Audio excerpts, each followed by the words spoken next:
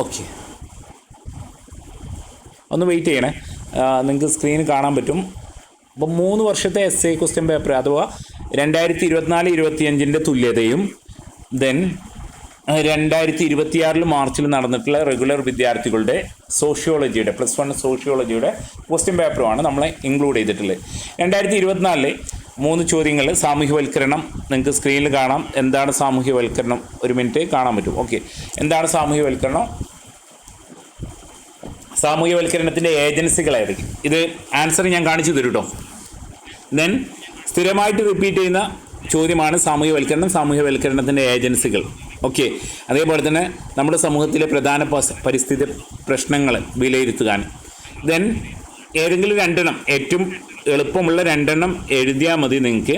Then നിങ്ങളോട് ചോദിക്കുന്ന അടുത്തൊരു ചോദ്യം വെസ്റ്റേൺ സോഷ്യോളജിസ്റ്റിലെ ആദർശ മാതൃക എന്നുള്ളതാണ്. മാക്സ് വെബറിൻ്റെ തിയറിയാണ്. ഓക്കെ, മാക്സ് വെബറിൻ്റെ തിയറിയാണ് ആദർശ മാതൃക, ഉദ്യോഗസ്ഥ വൃന്ദം എന്നൊക്കെ ഉള്ളത് മാക്സ് വെബറിൻ്റെ ആണ്.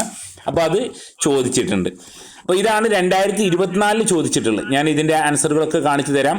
2025 ചോദിച്ചിട്ടുള്ളത് ഓക്കെ, ഒന്ന് സാമൂഹിക ഗവേഷണത്തിലെ സർവേ രീതി. ഇത് 2 തവണ നമ്മുടെ ഷോർട്ട് എസ്സേയിൽ 6 മാർക്കിന് 5 മാർക്കിനുള്ള എസ്സേയിൽ ചോദിച്ചിട്ടുണ്ട്. ഗവേഷണ രീതി, സാമ്പിൾ സർവേ എന്താണ്, സർവേ രീതി എന്താണ്, അതിന് ഗുണങ്ങൾ ദോഷങ്ങളും. ദെൻ സോഷ്യൽ ചേഞ്ചസ് ആണ്, പിന്നെ സാമൂഹ്യ ശ്രേണീകരണമാണ്. ഇതാണ് 2025 ചോദിച്ചിട്ടുള്ള ചോദ്യം. 2025 ചോദ്യം ഇതാണ്. ഇതും നമ്മൾ ആൻസർ ചെയ്യും. ദെൻ ഈ ക്ലാസ് കഴിഞ്ഞതിന് ശേഷം കുറച്ച് എസ് എ ക്വസ്റ്റ്യൻ മാത്രമായിട്ട് ഞാൻ ലിസ്റ്റ് ഔട്ട് ചെയ്ത് തരാം.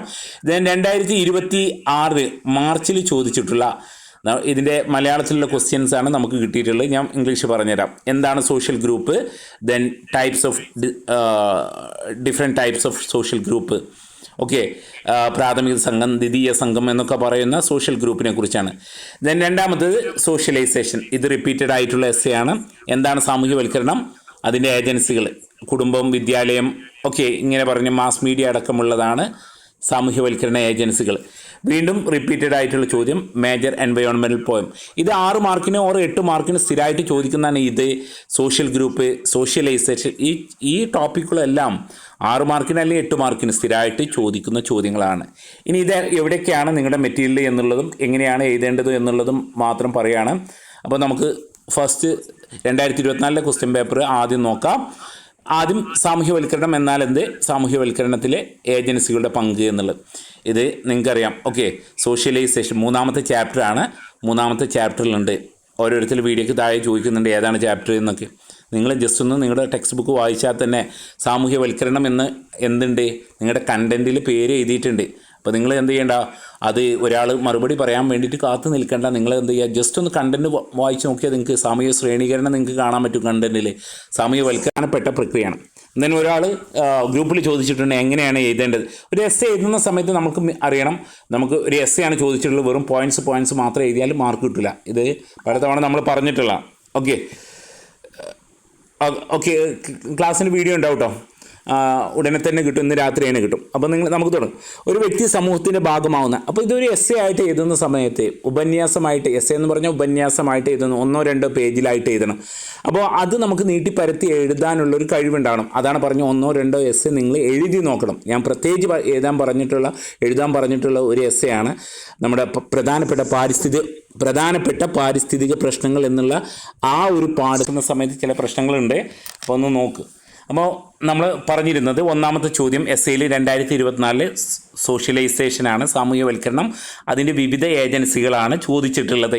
അപ്പോൾ സോഷ്യലൈസേഷൻ എന്താണ്, ദെൻ സോഷ്യലൈസേഷൻ്റെ വിവിധ ഏജൻസികൾ ഏതാണ് എന്നുള്ള ചോദ്യം. ഈ ചോദ്യം എഴുതുന്ന സമയത്ത് എസ്സേ ടൈപ്പാണ് എഴുതുന്നത്, വെറും പോയിൻറ്റ്സ് മാത്രം എഴുതി വെക്കരുത്, ഒരു ഉപന്യാസ രൂപത്തിൽ എഴുതും. അപ്പോൾ വ്യക്തികളെ സമൂഹത്തിൻ്റെ ഭാഗമാക്കുന്നതാണ് സോഷ്യലൈസേഷൻ എന്നുള്ളത്. അത് ഒരു വ്യക്തിയുടെ ജീവിതത്തിലെ ഏറ്റവും പ്രധാനപ്പെട്ട പ്രക്രിയയാണ്. ഇത് ജനനം മുതൽ മരണം വരെ നീണ്ടു നിൽക്കുന്ന പ്രക്രിയയാണ്. അപ്പോൾ ഇത് മനുഷ്യനെ സാമൂഹ്യ ജീവി, ഈ പോയിൻറ്റ്സിന് പകരം അതെന്ത് ചെയ്യുക, പാരഗ്രാഫ് രൂപത്തിലാണ് എഴുതേണ്ടത് എന്നുള്ളതാണ്. ഇനി ഏജൻസികൾ ഏതൊക്കെയാണ് ഏജൻസികൾ എന്നുള്ളത് നിങ്ങൾ ഓർത്ത് വെക്കുക. ഇത് 6 മാർക്കിനോ 8 മാർക്കിനോ ചോദിച്ചിട്ടുണ്ട്. നിങ്ങൾക്ക് ഇത് 2 തരത്തിലും ചോദിച്ചിട്ടുണ്ട്, 6 മാർക്കിനും ചോദിച്ചിട്ടുണ്ട്, 8 മാർക്കിനും ചോദിച്ചിട്ടുണ്ട്. അപ്പോൾ ഇതിൻ്റെ ഏജൻസികൾ ഒന്ന് കുടുംബമാണ്, 2 സമപ്രായക്കാർ, 3 വിദ്യാലയങ്ങൾ, ദെൻ ബഹുജന മാധ്യമങ്ങൾ. ഈ 4 വിട്ടുപോകാതെ വിട്ടുപോകാതെ ഈ 4 എന്ത് ചെയ്യണം, എഴുതണം. ഓക്കെ, പറയുന്ന ഓക്കെയാണല്ലോ, വ്യക്തമല്ലേ, കേൾക്കുന്നുണ്ടല്ലോ? യെസ്. അപ്പോൾ സോഷ്യലൈസേഷൻ എന്ന് പറഞ്ഞാൽ വ്യക്തികളെ സമൂഹത്തിൻ്റെ ഭാഗമാക്കുന്നതാണ് എന്നുള്ളത് മനസ്സിലാക്കുക. സാമൂഹ്യവൽക്കരണം, അതിൻ്റെ ഏജൻസികൾ, കുടുംബം, സമപ്രായക്കാർ, വിദ്യാലയങ്ങൾ, അതുപോലെ തന്നെ ബഹുജന മാധ്യമങ്ങൾ എന്നുള്ളത്. ഓക്കെ. ദെൻ രണ്ടാമത്തെ ചോദ്യം, ഇതിലെ രണ്ടാമത്തെ ചോദ്യം 2020 പ്രധാന സമൂഹത്തിലെ പ്രധാന പാരിസ്ഥിതിക പ്രശ്നങ്ങൾ, ഇങ്ങനെയും ചോദിക്കുന്നുണ്ട്. ദെൻ ആഗോള പരിസ്ഥിതി പ്രശ്നങ്ങൾ, ഇങ്ങനെയും ചോദ്യം വന്നിട്ടുണ്ട് 2026 റെഗുലർ വിദ്യാർത്ഥികളുടെ ലോകം നേരിടുന്ന പരിസ്ഥിതി പ്രശ്നങ്ങൾ. ദെൻ ഇന്ത്യ നേരിടുന്ന പരിസ്ഥിതി പ്രശ്നം. ഏത് ചോദിച്ചാലും ഉത്തരം ഇതാണ്, പ്രധാനപ്പെട്ട പാരിസ്ഥിതിക പ്രശ്നങ്ങൾ. ഇത് ആ ഒരു 8ാമത്തെ ചാപ്റ്ററിൽ ഇത് വിശദമാക്കിയിട്ട് പഠിച്ചിട്ടുണ്ട്. നമ്മൾ വിശദമായിട്ട് ഇത് ക്വസ്റ്റ്യൻ പേപ്പർ ഡിസ്കഷൻ്റെ സമയത്ത് നമ്മൾ കൊണ്ടുവന്നിട്ടുണ്ട്. അതുകൊണ്ട് ഞാനത് വിശദീകരിക്കാൻ ശ്രമിക്കുന്നില്ല, നിങ്ങൾ നോക്കുക. പ്രധാനപ്പെട്ട പാരിസ്ഥിതിക പ്രശ്നങ്ങൾ ഇതാണ്. പ്രധാനപ്പെട്ട പാരിസ്ഥിതിക പ്രശ്നങ്ങൾ ഇതാണ്: വിഭവ ശോഷണം, ദെൻ മലിനീകരണം, ആഗോളതാപനം. ഒരു സെക്കൻഡ്, ഒരു കോൾ വരുന്നുണ്ട്, ഒന്ന്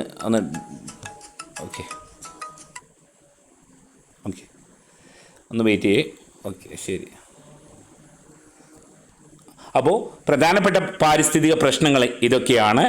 ഇത് വിശദീകരിച്ച് എഴുതണം. 8 മാർക്കിനാണെങ്കിൽ ഇത് വിശദീകരിക്കണം. അതേസമയത്ത് ഇത് 3 മാർക്കിനൊക്കെയാണ് പ്രധാനപ്പെട്ട പാരിസ്ഥിതിക പ്രശ്നങ്ങൾ ചോദിച്ചിട്ടുള്ളത്. ഞാൻ എപ്പോഴും പറയുന്നുണ്ട്, എത്ര മാർക്കിനാണ് ചോദിച്ചിട്ടുള്ളത് ആ ചോദ്യം നോക്കിയിട്ട് വേണം ആൻസർ ചെയ്താൻ. ചെറിയ 2 മാർക്കിനോ 3 മാർക്കിനോ ചോദിച്ചിട്ടുണ്ടെങ്കിൽ ഇതുപോലെ എന്ത് ചെയ്താൽ മതി, പോയിൻ്റ് എഴുതിയാൽ മതി. അഥവാ ഇത് 6 മാർക്കിനോ 8 മാർക്കിനോ ആണ് ചോദിച്ചിട്ടുണ്ടെങ്കിൽ, വിഭവശോഷണം എന്ന് പറഞ്ഞാൽ എന്താണ്? പുനഃസ്ഥാപിക്കാൻ കഴിയാത്ത വിഭവങ്ങൾ തീർന്നു പോകുന്ന അവസ്ഥയ്ക്ക് പറയപ്പെടുന്ന പേരാണ് വിഭവശോഷണം. വിഭവങ്ങൾ ഇല്ലാതായിരിക്കുക. മലിനീകരണം, 4 മലിനീകരണങ്ങളുണ്ട്. ഏതൊക്കെയാണ്? നോയ്സ് പൊല്യൂഷൻ, അല്ലെ, ശബ്ദ മലിനീകരണം, ദെൻ വായു മലിനീകരണം, മണ്ണ് മലിനീകരണം, ജലമലിനീകരണം. ഈ 4 മലിനീകരണമാണ്. ദെൻ അടുത്തത് ആഗോളതാപനം. ഭൂമിയിലെ അന്തരീക്ഷത്തിലെ ഹരിതഗൃഹവാതകങ്ങൾ, ഇതാണ് ഹരിതഗൃഹവാതകങ്ങളുടെ അളവ് കൂടുന്നതിനെയാണ് ഈ ആഗോളതാപനം എന്ന് പറയുന്നത്. അതായത് carbon dioxide, chlorofluorocarbon പോലെയുള്ള വാതകങ്ങൾ അന്തരീക്ഷത്തിൽ വർദ്ധിക്കുന്നു. നമ്മുടെ നോട്ടിൽ അത് കൃത്യമായിട്ട് പറയുന്നത്. ദെൻ അന്തരീക്ഷത്തിൽ ആഗോളതാപനം കൂടിയിട്ടുണ്ടെങ്കിൽ ധ്രുവ പ്രദേശങ്ങളിലെ മഞ്ഞുരുകും, ദെൻ വെള്ളപ്പൊക്കം ഉണ്ടാകും എന്നുള്ള കാര്യങ്ങളൊക്കെ ഉണ്ട്. പിന്നെ അതുപോലെ തന്നെ സാംക്രമിക രോഗങ്ങൾ പടരും എന്നുള്ളത്. ദെൻ ജനിതക മാറ്റം വരുത്തിയിട്ടുള്ള ജീവജാലങ്ങൾ, അത് മനുഷ്യൻ്റെ ആരോഗ്യത്തിനും പ്രകൃതിയുടെ നിലനിൽപ്പിനും ഭീഷണിയാണ്. ദെൻ ഏറ്റവും ലാസ്റ്റ് എഴുതേണ്ട പോയിൻ്റ്, 5ാമത്തെ പോയിൻ്റ് എഴുതേണ്ടത് പ്രകൃതിദത്തവും മനുഷ്യനിർമ്മിതമായിട്ടുള്ള പാരിസ്ഥിതിക ദുരന്തം. ഇത് സെപ്പറേറ്റ് ആയിട്ടും ചോദിക്കും, ഉദാഹരണങ്ങൾ ചോദിക്കും. പ്രകൃതിദത്ത ദുരന്തത്തിന് ഒരു ഉദാഹരണം പഠിച്ചു വെക്കുക, അത് സുനാമിയാണ്. മനുഷ്യനിർമ്മിതമായിട്ടുള്ള ദുരന്തത്തിന് ഒരു ഉദാഹരണം ഭോപ്പാൽ ഗ്യാസ് ട്രാജഡി, അല്ലെങ്കിൽ എന്തെങ്കിലും നമ്മുടെ റോഡ് ആക്സിഡൻ്റ് ഒക്കെ മനുഷ്യനിർമ്മിത ദുരന്തങ്ങളാണ്. അപ്പോൾ നിങ്ങൾ ഏറ്റവും ബെസ്റ്റ് 1984 ഭോപ്പാൽ ഗ്യാസ് ട്രാജഡി എന്ന് എഴുതി വെക്കാം, ഗ്യാസ് ദുരന്തം എന്ന് എഴുതി വെക്കാം. ഇതാണ് 2ാമത്തെ എസ്സേ. ദെൻ 3ാമത്തത് ആദർശ മാതൃക എന്ന പദം വിശദമാക്കുക. ഇത് നിങ്ങൾക്ക് ഏറ്റവും എളുപ്പമുള്ളത് ഇത് 2 ആയിരിക്കും. അല്ലെങ്കിൽ മാത്രം നിങ്ങൾ എന്ത് ചെയ്താൽ ബാക്കിയുള്ളത് എഴുതിയാൽ മതി.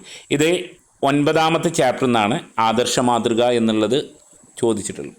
ഇതേപോലെ നിങ്ങൾക്ക് തന്നിട്ടുള്ള 9ാമത്തെ ചാപ്റ്ററിൽ ഏറ്റവും എൻഡിൽ 6ാമത്തെ പേജിൽ ഉണ്ട് ആദർശ മാതൃക. നിങ്ങൾക്ക് ഷെയർ ചെയ്തിട്ടുള്ള മെറ്റീരിയലിൽ എന്താണ് ആദർശ മാതൃക എന്നുള്ളതുണ്ട്. ആദർശ മാതൃക എന്ന് പറഞ്ഞാൽ മാക്സ് വെബറിൻ്റെ തിയറിയാണ് ആദർശ മാതൃക എന്നുള്ളത്. അപ്പോൾ 3 തരം അധികാരങ്ങൾ അതിൽ പറയുന്നുണ്ട്. പരമ്പരാഗത അധികാരം, ട്രഡീഷണൽ അതോറിറ്റി, ദെൻ വ്യക്തിപ്രഭാവ അധികാരം. ഈ വിശുദ്ധര്, പ്രവാചകർ, അവർക്ക് ലഭിക്കുന്ന അധികാരത്തെയാണ് വ്യക്തിപ്രഭാവ അധികാരം, charismatic authority. Then rational and legal authority എന്നുള്ളത്, അതാണ് ഉദ്യോഗസ്ഥ വൃന്ദം. ദെൻ അദ്ദേഹം ലാസ്റ്റ് ഉദ്യോഗസ്ഥ വൃന്ദത്തെക്കുറിച്ചാണ് പറയുന്നത്. ഉദ്യോഗസ്ഥ വൃന്ദത്തിൻ്റെ സവിശേഷത ഇതും കൂടി ചോദ്യത്തിലുണ്ട്. അപ്പോൾ ആദർശ മാതൃക എന്ന് പറഞ്ഞാൽ സാമൂഹ്യ പ്രതിഭാസത്തിൻ്റെ ഏറ്റവും പ്രധാനപ്പെട്ട സവിശേഷതകൾ എടുത്തു കാണിക്കുന്ന ഒരു മാതൃകയാണ് ആദർശ മാതൃക എന്നുള്ളത്. മറ്റുള്ളവർക്ക് അനുകരിക്കാനും അല്ലെങ്കിൽ അതിനനുസരിച്ച് അവരെ പിന്തുടരാനും പറ്റുന്നതാണ്.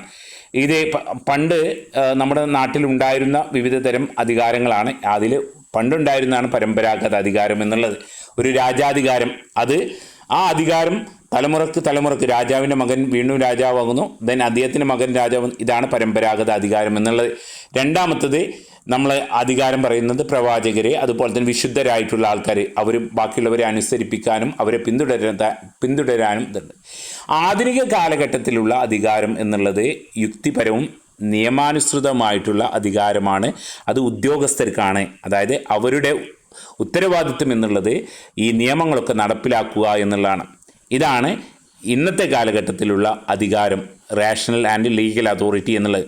അപ്പോൾ ഉദ്യോഗസ്ഥ വൃന്ദം എന്താണെന്ന് ചോദിച്ചിട്ടുണ്ട്.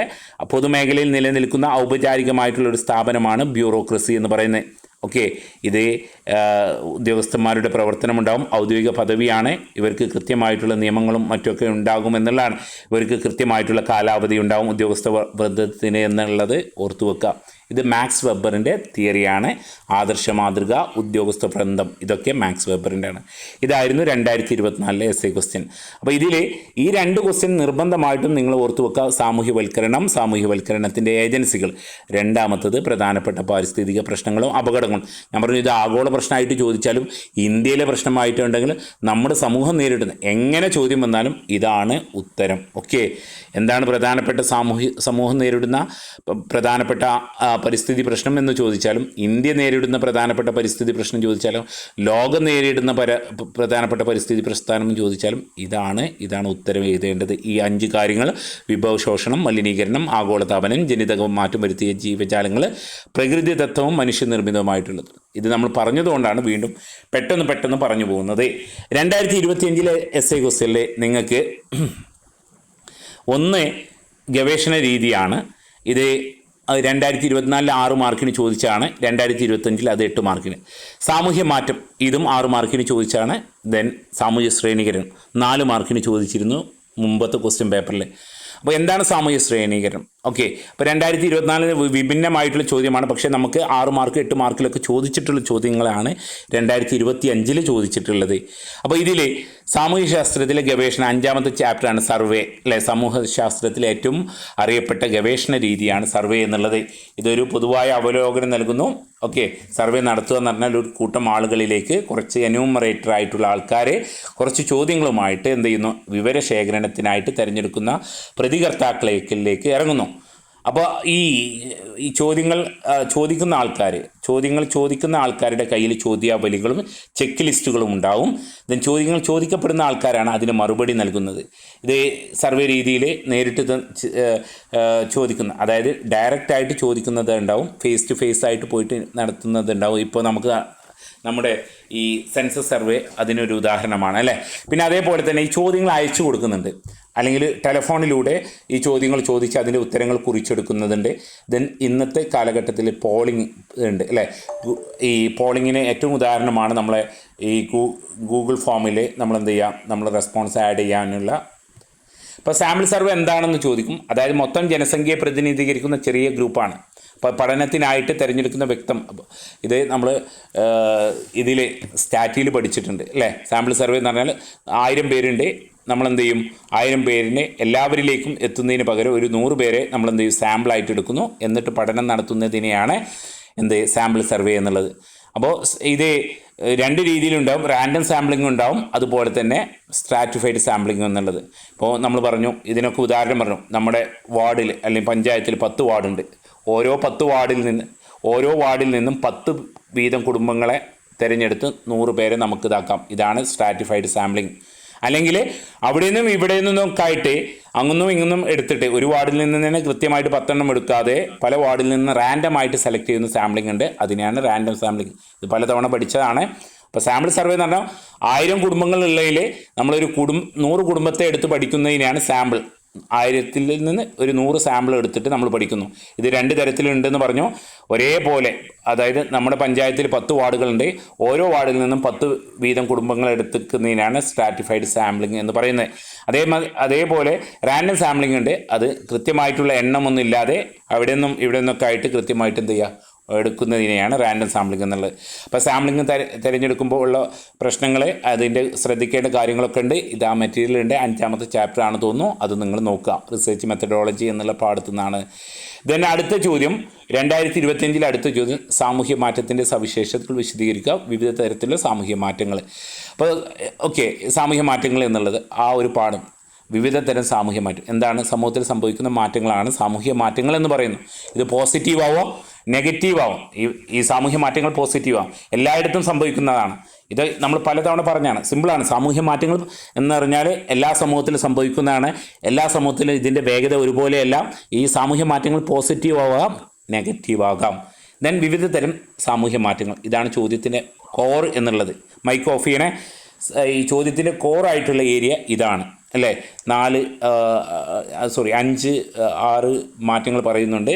പരിണാമപരമായിട്ടുള്ള മാറ്റം, അതായത് ദീർഘകാലം കൊണ്ടെടുക്കുന്ന മാറ്റത്തെയാണ് പരിണാമപരമായിട്ടുള്ള മാറ്റം എന്ന് പറയുന്നത്. നമ്മൾ പറഞ്ഞു എവല്യൂഷൻ, മനുഷ്യൻ്റെ എവല്യൂഷൻ എന്നുള്ളത് ദീർഘകാലം കൊണ്ടുണ്ടാക്കുന്നതാണ്. ഞാൻ വിപ്ലവകരമായിട്ടുള്ള മാറ്റങ്ങൾ, റെവല്യൂഷണറി ചെയ്യൽ, പെട്ടെന്ന് നടത്തുന്ന അല്ലേ, താരതമ്യേന വേഗത്തിലും പെട്ടെന്ന് ഉണ്ടാകുന്ന മാറ്റത്തെയാണ്. അതിന് ഉദാഹരണം ഫ്രഞ്ച് റെവല്യൂഷൻ. ദെൻ ഘടനാപരമായിട്ടുള്ള മാറ്റം, സമൂഹത്തിൻ്റെ ഘടനയിൽ തന്നെ മാറ്റം, അതായത് കൂട്ടുകുടുംബത്തിൽ നിന്ന് അണുകുടുംബത്തിലേക്കുള്ള മാറ്റം, അല്ലെങ്കിൽ ഗ്രാമീണ ജീവിതത്തിൽ നിന്ന് നഗരജീവിതത്തിലേക്കുള്ള മാറ്റം, ഇതെല്ലാം ഘടനാപരമായിട്ടുള്ള മാറ്റമാണ്. ദെൻ സാംസ്കാരിക മാറ്റം, സാംസ്കാരിക മേഖലയിൽ ഉണ്ടാകുന്ന മാറ്റങ്ങളാണ് ഇതിൽപ്പെടുന്നത്, സാംസ്കാരിക മാറ്റങ്ങൾ എന്ന് പറയപ്പെടുന്നത്. ഇനി ഈ മാറ്റങ്ങളിൽ വിവിധ ഘടകങ്ങൾ കാരണമാകുന്നു എന്നും കൂടി നമ്മൾ എഴുതണം. 19-ാം നൂറ്റാണ്ടിൽ നമ്മുടെ സാമൂഹിക നവീകരണ പ്രസ്ഥാനങ്ങൾ, നമ്മുടെ പറഞ്ഞു ഏറ്റവും ലാസ്റ്റ് പറഞ്ഞിട്ടുള്ള പോയിൻ്റാണ് സാംസ്കാരിക മാറ്റങ്ങൾ. 19-ാം നൂറ്റാണ്ടിൽ നമ്മുടെ സമൂഹത്തിൽ സംഭവിച്ചിട്ടുള്ള കാസ്റ്റ് സിസ്റ്റത്തിനെതിരെയും ദെൻ സതി, അതുപോലെ തന്നെ ശൈശവ വിവാഹം, ഇതൊക്കെ എതിർക്കുന്ന തരത്തിലുള്ള ഒരു സാമൂഹിക പ്രസ്ഥാനങ്ങൾ ഉണ്ടായിട്ടുണ്ട്. അതാണ് സാമൂഹിക നവീകരണ പ്രസ്ഥാനം. ഇനി സാമൂഹ്യ മാറ്റത്തിന് വിവിധ ഘടകങ്ങൾ, ഇത് നമ്മൾ കഴിഞ്ഞ ക്വസ്റ്റ്യൻ പേപ്പർ ഡിസ്കഷൻ്റെ സമയത്ത് നമ്മൾ പറഞ്ഞാണ്. അതിന് ഭൂമിശാസ്ത്രപരമായിട്ടുള്ള ഘടകങ്ങളുണ്ട്, സാമ്പത്തിക ഘടകങ്ങളുണ്ട്, സാംസ്കാരിക ഘടകങ്ങളുണ്ട്, രാഷ്ട്രീയ ഘടകങ്ങളുണ്ട്, വിദ്യാഭ്യാസപരമായിട്ടുള്ള ഘടകങ്ങളുണ്ട്. അപ്പോൾ ഇതെല്ലാം സാമൂഹ്യ മാറ്റത്തിന് സ്വാധീനിക്കുന്ന ഘടകങ്ങളാണ് എന്നുള്ളത്. ഞാൻ ഏറ്റവും ലാസ്റ്റ് ഈ 2025 ചോദിച്ചിട്ടുള്ള മൂന്നാമത്തെ എസ്സേ ക്വസ്റ്റ്യൻ, സാമൂഹ്യ ശ്രേണീകരണം. ഇത് എല്ലാവർക്കും ബൈഹാർട്ടായിട്ടുള്ള ഒരു ചോദ്യമായിരിക്കും. എന്താണ് സാമൂഹ്യ ശ്രേണീകരണം എന്നുള്ളത്? സമൂഹത്തെ വിവിധ തട്ടുകളായിട്ട് തരംതിരിക്കുന്നതിനെയാണ് സാമൂഹ്യ ശ്രേണീകരണം. വളരെ സിമ്പിളായിട്ട് പഠിക്കാം അല്ലേ.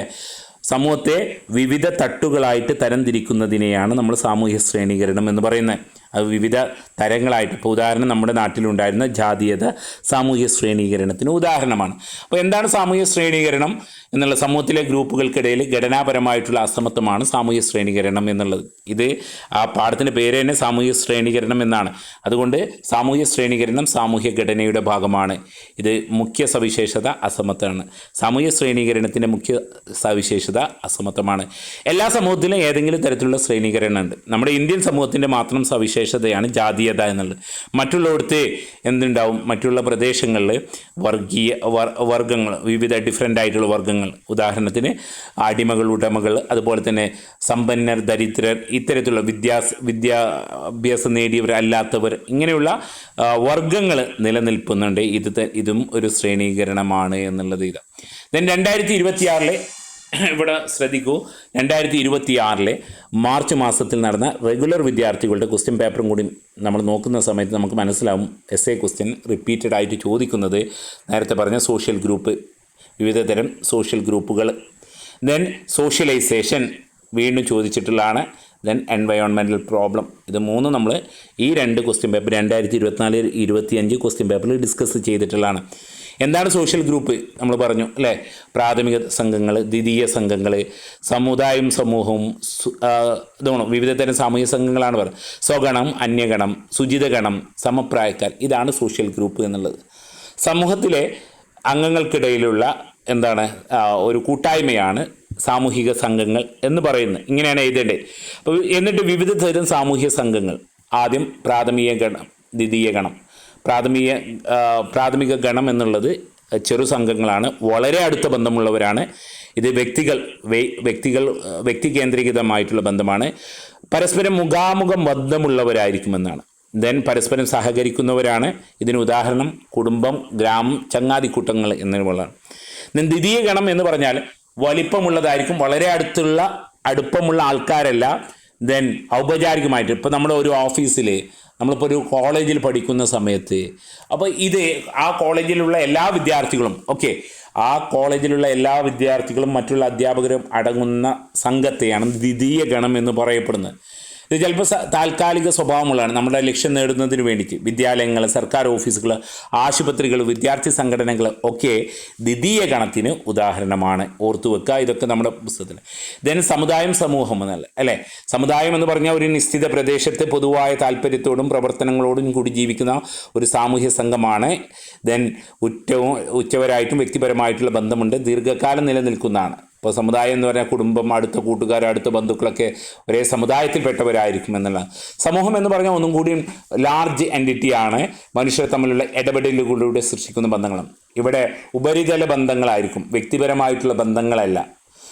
സമൂഹം എന്നുള്ളത് നമ്മൾ ജീവിക്കുന്ന നമ്മുടെ സമൂഹം, കേരളീയ സമൂഹം അല്ലേ, നമ്മുടെ പ്രദേശത്തെ ഈ സമൂഹം എന്നുള്ളത്. ദെൻ സ്വഗണവും അന്യഗണവും, സ്വന്തം ജാതി, മതം, വർഗം ഇതൊക്കെയാണ് സ്വഗണം എന്ന് പറയപ്പെടുന്നത്. അന്യഗണം എന്ന് പറഞ്ഞാൽ അന്യജാതി, അന്യമതം, അന്യവർഗം ഇതെല്ലാം അന്യഗണമാണ്. അപ്പം നമ്മൾ നമ്മുടെ എന്നുള്ള വികാരങ്ങളിലുള്ള സംഘമാണ് സ്വഗണ സംഘം എന്ന് പറയുന്നത്. അവർ അവരുടെ എന്നീ വികാരങ്ങളിൽ ഉൾപ്പെടുന്നതാണ് അന്യഗണം എന്ന് പറയപ്പെടുന്നത്. അപ്പോൾ ഇവിടെ സ്വഗണത്തിൽ മുഖാമുഖ ബന്ധമുണ്ടാവും. നമ്മൾ നമ്മുടെ എന്നൊക്കെ പറയുന്ന സമയത്ത് അവിടെ മുഖാമുഖ ബന്ധമുണ്ട്, പരസ്പര സഹകരണം ഉണ്ടാവും, അവിടെ പവിത്രമായിട്ടുള്ള ഗണമായിരിക്കും എന്നുള്ളതാണ്. ദെൻ വിദൂര ബന്ധങ്ങളായിരിക്കും, അംഗങ്ങൾ തമ്മിൽ സഹകരണക്കുറവായിരിക്കും ഇവിടെ ഉണ്ടാവുക. കുടിയേറ്റക്കാർ, ഇപ്പോൾ നമുക്കറിയാം ഇന്ത്യയിലേക്ക് ഇപ്പോൾ കേരളത്തിലേക്ക് വരുന്ന ബംഗാളി അതുപോലെ തന്നെ കേരളീയരും തമ്മിൽ നമ്മളൊരു ബസ്സിൽ പോവുകയാണെങ്കിൽ പോലും ഒരു കേരളീയനെ കണ്ടാൽ നമുക്ക് സ്വഗണ ആയിട്ട്, സ്വന്തം ഗണത്തിലുള്ള ആൾക്കാരായിട്ട് തോന്നും. 2-3 ബംഗാളികൾ നമ്മുടെ ആ ബസ്സിൽ കയറിയിട്ടുണ്ടെങ്കിൽ അവരോട് ഒരു അകൽച്ച ഫീൽ ചെയ്യും. അതാണ് അന്യഗണം എന്നുള്ളത്. ജോലിയുമായി ബന്ധപ്പെട്ട ബന്ധങ്ങളും അപൂർണമായിട്ടുള്ള ബന്ധങ്ങളൊക്കെയാണ് ഇതിൽ ഉൾപ്പെടുന്നത്. സുചിത ഗണം എന്ന് പറഞ്ഞാൽ ചോദ്യം വരാറുണ്ട്, എന്താണ് സുചിത ഗണം എന്നുള്ളത്. അതായത് മറ്റുള്ളവരെ പോലെ ആയിത്തീരാൻ നമ്മൾ റെഫറൻസ് ചെയ്യുന്നത്, അതായത് അവരുടെ ജീവിത രീതികൾ. ഉദാഹരണം, സിനിമാ നടന്മാർ അവരുടെ ആ ജീവിത രീതി പിന്തുടരാനും അതുപോലെ ആവാൻ വേണ്ടിയിട്ട്, അല്ലെങ്കിൽ ക്രിക്കറ്റ് പ്ലേയേഴ്സ്, അതുപോലെ തന്നെ ഫുട്ബോൾ പ്ലേയേഴ്സ്, അത്ലറ്റുകൾ, അപ്പോൾ അങ്ങനെ അവരുടെ ഗണത്തിൻ്റെ ജീവിത രീതികൾ അനുകരിക്കുന്നതാണ്. ഏത് ഗണത്തിൻ്റെ ജീവിത രീതിയാണോ അനുകരിക്കപ്പെടുന്നത് അതിനെയാണ് സുചിത ഗണം എന്ന് പറയപ്പെടുന്നത് എന്നാണ്. ദെൻ വീണ്ടും സാമൂഹ്യവൽക്കരണം, രണ്ടാമത്തെ ചോദ്യം ഇതിലെ 2026 സോഷ്യലൈസേഷൻ വീണ്ടും ചോദിച്ചിട്ടുണ്ട്. 2026 റെഗുലർ വിദ്യാർത്ഥികളുടെ മാർച്ച് മാസത്തിൽ നടന്ന പരീക്ഷയുടേതാണ്. അപ്പോൾ ഇതിൽ സോഷ്യലൈസേഷൻ വീണ്ടും ചോദിക്കുന്നുണ്ട്. സോഷ്യലൈസേഷൻ്റെ ഏജൻസികൾ വിട്ടുപോകരുത്, കുടുംബം, സമപ്രായക്കാർ, ദെൻ വിദ്യാലയങ്ങൾ, ബഹുജന മാധ്യമങ്ങൾ, ഇതെല്ലാം സോഷ്യലൈസേഷൻ പ്രോസസ്സിൻ്റെ സാമൂഹ്യവൽക്കരണത്തിൻ്റെ ഏജൻസികളാണ്. അപ്പോൾ സാമൂഹ്യവൽക്കരണം എന്ന് പറഞ്ഞാൽ വ്യക്തികൾ സമൂഹത്തിൻ്റെ ഭാഗമായിട്ട് മാറുന്നതിനെയാണ് സോഷ്യലൈസേഷൻ എന്ന് പറയപ്പെടുന്നത്. ദെൻ ഏറ്റവും ലാസ്റ്റത്തെ ചോദ്യം പ്രധാനപ്പെട്ട പരിസ്ഥിതി പ്രശ്നമാണ്. അത് വീണ്ടും പറയേണ്ട ആവശ്യമില്ല. Explain the major environmental problems in global extent. ഇവിടെ ചോദിച്ചാൽ ആഗോളതലത്തിലാണ് ചോദിച്ചിട്ടുള്ളത്. അപ്പോൾ എങ്ങനെയും വരാം. നമ്മുടെ സമൂഹം നേരിടുന്ന പാരിസ്ഥിതിക പ്രശ്നം എന്താണെന്ന് ചോദിക്കാം.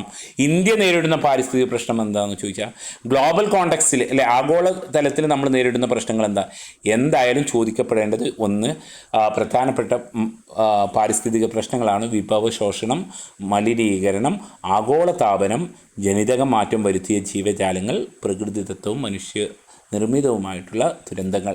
ഇതൊക്കെ ഞാൻ പറഞ്ഞു, ഇതൊക്കെ നമ്മുടെ ടെക്സ്റ്റ് ബുക്കിൽ അല്ലെങ്കിൽ നിങ്ങളുടെക്ക് ഷെയർ ചെയ്യപ്പെട്ടിട്ടുള്ള ഓരോ നോട്ടിലും ഇതൊക്കെയുണ്ട്. അപ്പോൾ പ്രധാനപ്പെട്ട പാരിസ്ഥിതിക പ്രശ്നങ്ങൾ എന്നുള്ളത് ഒന്ന് വെയിറ്റ് ചെയ്യണേ. 8ാമത്തെ ചാപ്റ്ററിൽ നിങ്ങൾക്ക് ഇത് കാണാം. നമ്മളിത് ഡിസ്കസ് ചെയ്താണ്. പരിസ്ഥിതിയും സമൂഹം എന്നുള്ള പാഠത്തിൽ നിങ്ങൾക്ക് കാണാൻ പറ്റും. ദെൻ ഇതിലെ പ്രധാനപ്പെട്ട പാരിസ്ഥിതിക പ്രശ്നങ്ങൾ എന്നുള്ളത് ഇതിൽ ഓരോന്നും വിശദീകരിച്ച് തന്നിട്ടുണ്ട്. എന്താണ് ജലമലിനീകരണം, ഇത് നമ്മൾ ഡിസ്കസ് ചെയ്തിട്ടുള്ളതാണ്. അപ്പോൾ ഓരോ പാഠം നിങ്ങൾക്ക് നോക്കൂ, നിങ്ങൾക്ക് തന്നിട്ടുള്ള ഫസ്റ്റത്തെ പാഠത്തിൽ 2ാമത്തെ പാഠത്തിലാണ് ഡിഫറെൻറ്റ് ഗ്രൂപ്പുകളെക്കുറിച്ച് പറയുന്നത്. സോഷ്യൽ ഇൻസ്റ്റിറ്റ്യൂഷൻ, സാമൂഹ്യ സ്ഥാപനങ്ങളെക്കുറിച്ച് പറയപ്പെടുന്നത് 3ാമത്തെ ചാപ്റ്ററിലാണ്. സോഷ്യലൈസേഷൻ പറയുന്ന, സാമൂഹ്യവൽക്കരണം പറയുന്നത് 4ാമത്തെ പാഠത്തിലാണ്. റിസർച്ച് മെത്തഡോളജി പറയുന്നത് 5ാമത്തെ പാഠത്തിലാണ്. സോഷ്യൽ സ്ട്രാറ്റിഫിക്കേഷൻ, അതായത് സാമൂഹ്യ ശ്രേണീകരണം പറയുന്നത് 6ാമത്തെ പാഠത്തിലാണ്. സോഷ്യൽ ചേഞ്ച്, സാമൂഹ്യ മാറ്റങ്ങളും സാമൂഹ്യ ക്രമം, ഇതിനാണ് യാന്ത്രിക ഐക്യം, ജൈവിക ഐക്യമൊക്കെ എമിലി ദുർക്കിം പറയപ്പെടുന്നത്. എട്ടാമത്തെ എൻവയോൺമെൻറ്റൽസ് ആൻഡ് സൊസൈറ്റിയാണ്. വെസ്റ്റേൺ സോഷ്യോളജിസ്റ്റാണ് 9ാമത്, അതായത് വെസ്റ്റേൺ സോഷ്യോളജിസ്റ്റ്. ദെൻ പാശ്ചാത്യ ശാസ്ത്രജ്ഞന്മാർ, ഇന്ത്യൻ ശാസ്ത്രജ്ഞന്മാർ AR ദേശായി.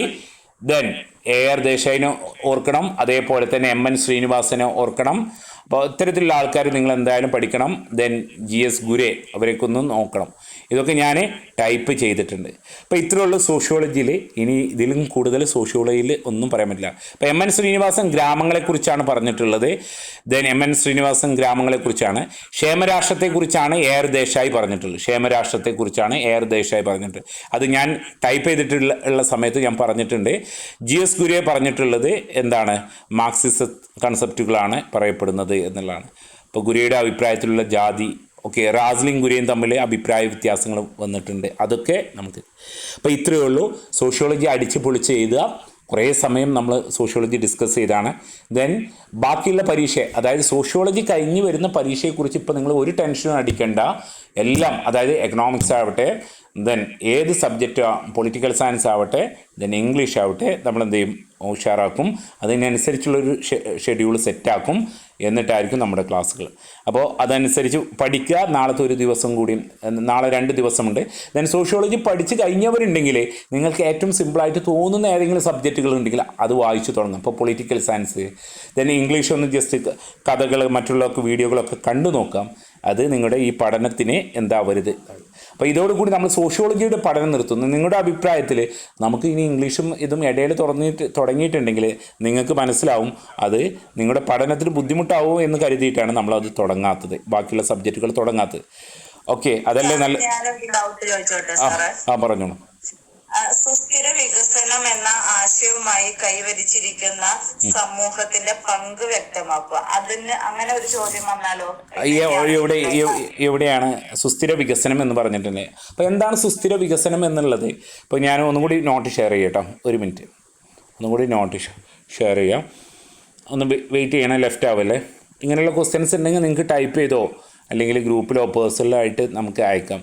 സുസ്ഥിര വികസനം എന്ന് പറഞ്ഞിട്ടുണ്ടെങ്കിൽ ഈ പാഠത്തിൽ തന്നെ, 8ാമത്തെ പാഠത്തിൽ തന്നെ സുസ്ഥിര വികസനം എന്നുള്ളതിനെക്കുറിച്ച് എന്ത് ചെയ്തിട്ടുണ്ട്, പറഞ്ഞിട്ടുണ്ട്. സുസ്ഥിര വികസനം നമ്മൾ എക്കണോമിക്സിലും ചർച്ച ചെയ്തിട്ടുണ്ട്. ഓക്കെ, അതായത് സുസ്ഥിര വികസനം എന്ന് പറഞ്ഞിട്ടുണ്ടെങ്കിൽ വരുന്ന തലമുറക്ക് കൂടിയിട്ട് എന്ത് ചെയ്യണം, ഓക്കെ, ഈ കാര്യങ്ങൾ. ഓക്കെ, സുസ്ഥിര വികസനം ആഗോള. ഓക്കെ, ഇതിൽ ഏതാണ് ചാപ്റ്റർ നിങ്ങളുടെ ടെക്സ്റ്റ് ബുക്കിലുണ്ടോ സുസ്ഥിര വികസനം എന്നുള്ളത്? ഞാൻ സുസ്ഥിര വികസനം 8ാമത്തെ. അപ്പോൾ 8ാമത്തെ പാഠത്തിൽ നിങ്ങൾ ടെക്സ്റ്റ് ബുക്കിലൊന്ന് കാണും. സുസ്ഥിര വികസനം എന്നാൽ എന്താണെന്നുള്ളൊരു കൺസെപ്റ്റ് നിങ്ങൾ പഠിച്ചു വെക്കുക. സുസ്ഥിര വികസനം എന്ന് പറഞ്ഞിട്ടുണ്ടെങ്കിൽ വരുന്ന തലമുറക്കും കൂടിയും നമ്മുടെ ഈ പ്രകൃതി വിഭവങ്ങൾ കാത്തുവെക്കുന്നതിനെയാണ് സുസ്ഥിര വികസനം എന്നുള്ളത്. നമുക്കും വികസിക്കണം, വരുന്ന സമൂഹത്തിനും കൂടി നമ്മുടെ ഈ പ്രകൃതി വിഭവങ്ങളും മറ്റുമൊക്കെ എന്ത് ചെയ്യണം, കാത്തു സൂക്ഷിക്കണം, ഈ ഭൂമിയെ കാത്തു സൂക്ഷിക്കണം. ഇതാണ് സുസ്ഥിര വികസനം എന്നുള്ളത്. വികസനം അനിവാര്യമായിട്ടാണ്. നമുക്ക് വികസനങ്ങൾ നടത്താതെ മുന്നോട്ട് കൊണ്ടുപോകില്ല. കാരണം നമുക്കറിയാം ഓരോ കാലം കഴിയുന്തോറും നമുക്ക് അടിസ്ഥാന സൗകര്യ വികസനങ്ങൾ കൂടി വരികയാണ്. അപ്പോൾ അതിനനുസരിച്ച് വികസനം. അപ്പോൾ വികസനം നടത്തുന്ന സമയത്ത് വരുന്ന തലമുറയും കൂടി മുൻകൂട്ടിയിട്ട് കണ്ടിട്ടായിരിക്കണം. അപ്പോൾ അതിനുള്ള മാർഗ്ഗങ്ങൾ ചോദിക്കുന്നുണ്ട്. അതിൻ്റെ മാർഗ്ഗങ്ങൾ നിങ്ങൾക്ക് സിമ്പിളായിട്ട് നോട്ട് ചെയ്യാൻ പറ്റും. അതായത് ഈ കൽക്കരി, പെട്രോളിയം ഇത്തരത്തിലുള്ള ഈ ഇന്ധനങ്ങൾക്ക് പകരമായിട്ട് സൗരോർജ്ജം യൂസ് ചെയ്യുക. ഓക്കെ, അതിനൊരു ഉദാഹരണമാണ് പറഞ്ഞത്. സൗരോർജ്ജം, അതായത് സോളാർ എനർജി യൂസ് ചെയ്യുക, അതേപോലെ തന്നെ ടൈഡൽ എനർജി യൂസ് ചെയ്യുക. അതായത് പുനഃസ്ഥാപിക്കാൻ കഴിയുന്ന ഊർജ്ജ വിഭവങ്ങൾ. ഇവിടെ ശ്രദ്ധിക്കുക, സുസ്ഥിര വികസനം നടപ്പാക്കാൻ വേണ്ടിയിട്ട് നമ്മൾ ചെയ്യേണ്ടത് പുനഃസ്ഥാപിക്കാൻ കഴിയുന്ന, അതായത് ഉപയോഗിച്ചാൽ വീണ്ടും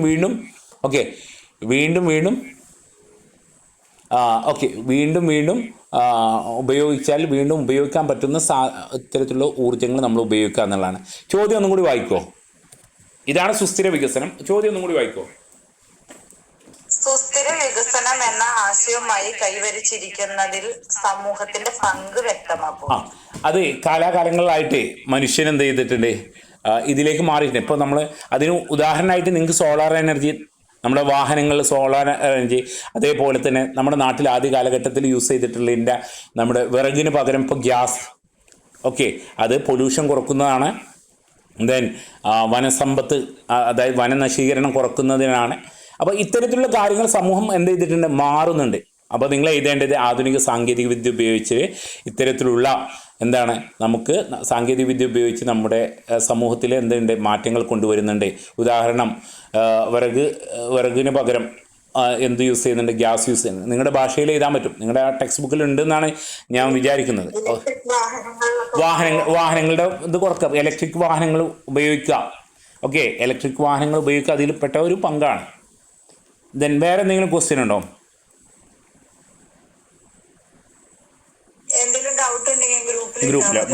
ഗ്രൂപ്പിലിട്ടാൽ മതി. ഓക്കെ, അപ്പോൾ വായിക്കുക. നമ്മൾ അതിൻ്റെ ഇടയിൽ വേറെ ക്ലാസ്സിലേക്ക് പോകുന്നില്ല, കാരണം നിങ്ങൾക്ക് മൊത്തത്തിൽ കൺഫ്യൂഷൻ ആവണ്ട എന്ന് വിചാരിച്ചിട്ടാണ്. അപ്പോൾ നമുക്ക് സമയമുണ്ട്, അതിനനുസരിച്ച് നമുക്ക് പഠിക്കാം. ഓക്കെ, ദെൻ ഓക്കെ, ഞാൻ ലീവ് ചെയ്യുന്നു. എന്തെങ്കിലും സംശയങ്ങളോ എന്തെങ്കിലുമൊക്കെ ഉണ്ടെങ്കിൽ ചോദിക്കുക. ഒന്നും കൂടി ഞാൻ എസ് എ ക്വസ്റ്റ്യൻ ഞാൻ അപ്ഡേറ്റ് ചെയ്യാം. Okay, thank you.